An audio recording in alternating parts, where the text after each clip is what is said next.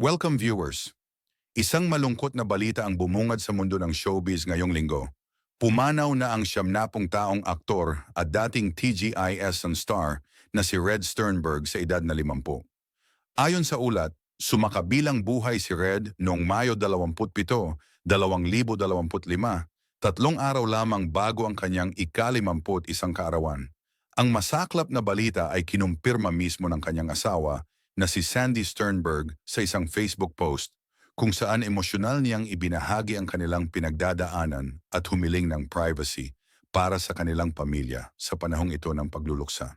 Si Red ay pinakakilala sa kanyang iconic na papel bilang Francisco Kiko Vergel de Dios sa sikat na teen-oriented show ng GMA na Tigiis o Thank God It's Sabado. Sa kanyang character na punong-puno ng energy, kwela at karisma, hindi siya kailanman nawala sa puso ng maraming fans ng Siyamnapu.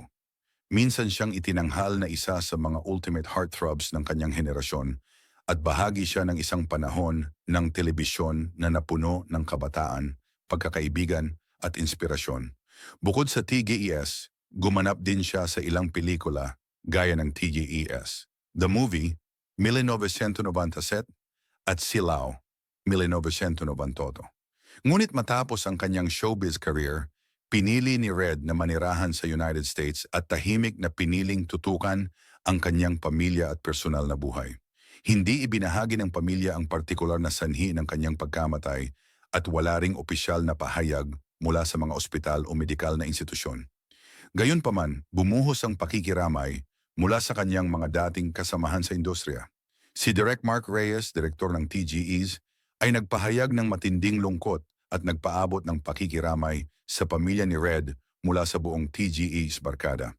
Isang aktor, isang kaibigan, at isang huwaran ng kabataang Pilipino noong Siyamnapu, hinding-hindi ka malilimutan. Paalam Red Sternberg at maraming salamat sa mga alaala.